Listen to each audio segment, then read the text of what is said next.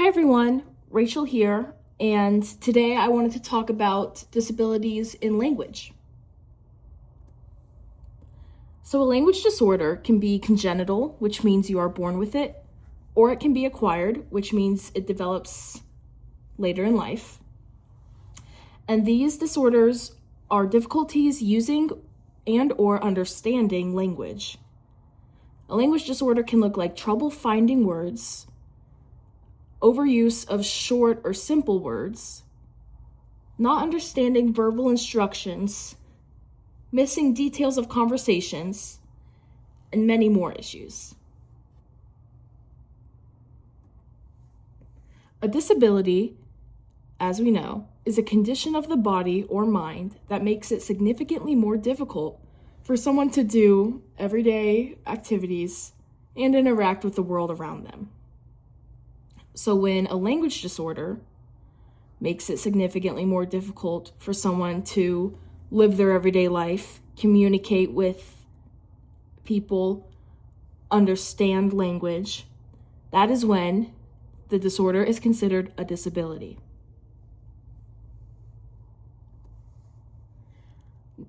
Here I have two examples of language disorders that are considered disabilities.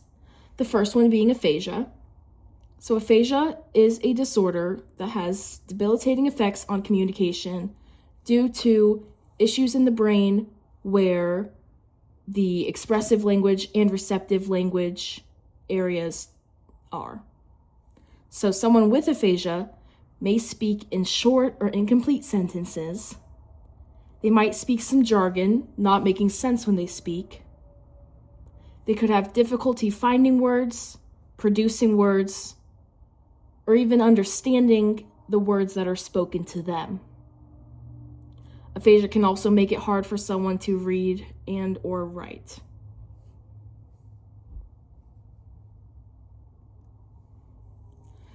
My second example here is dysarthria, which is a motor speech disorder where the brain or nerve obtains damage, and this damage changes the way the muscles work.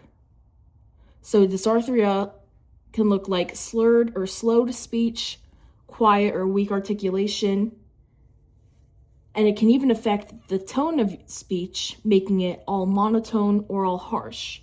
And this is due to brain or nerve damages, for example, in the tongue, in the lips, poor breath support, and even weak vocal cords, all affect how speech sounds. And that is what dysarthria is.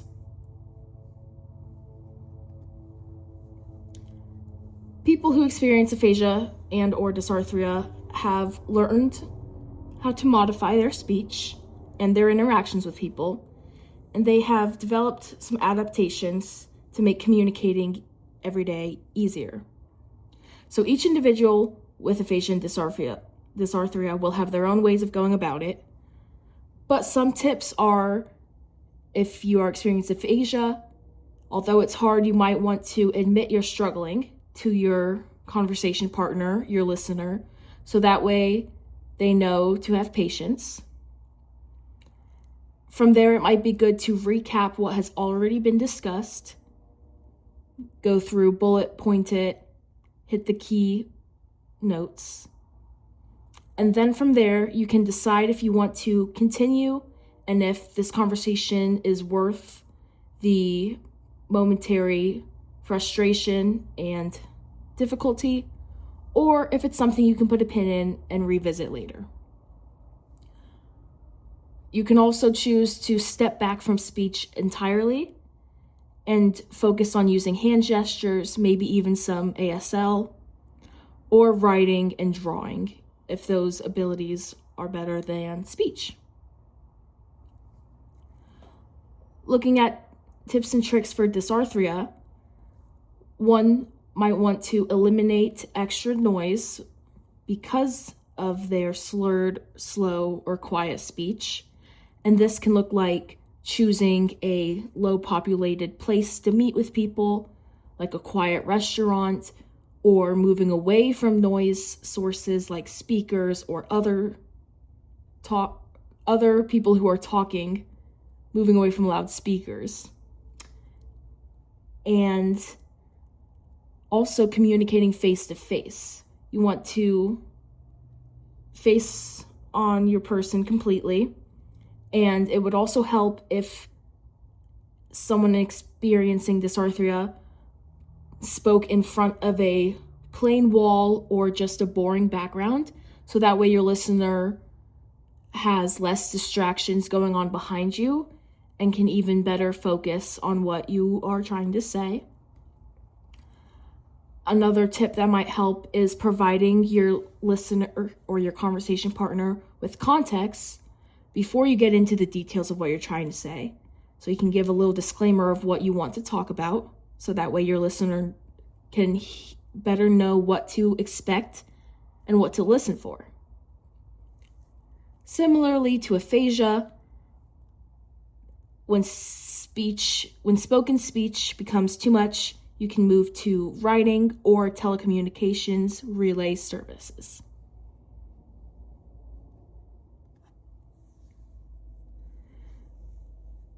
So thanks to researchers, language therapists, and activists, people experiencing language disorders such as aphasia and dysarthria now hopefully will have communication partners that are better educated, because there are many tips and tricks out there.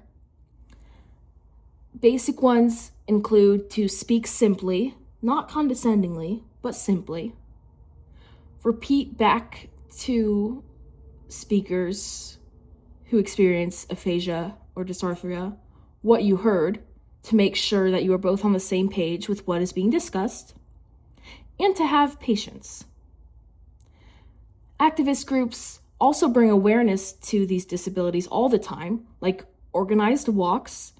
And here I have linked the University of Nebraska Lincoln's annual aphasia walk, or aphasia awareness walk.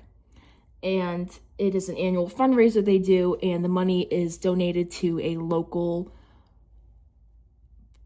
speech language pathology practice.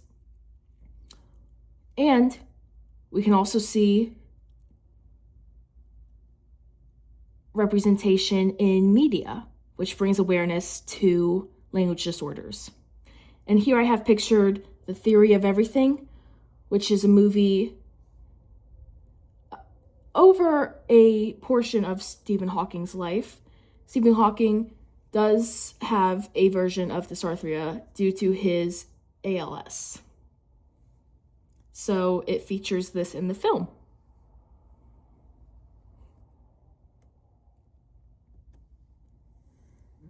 My experience with language disorders varies a little bit.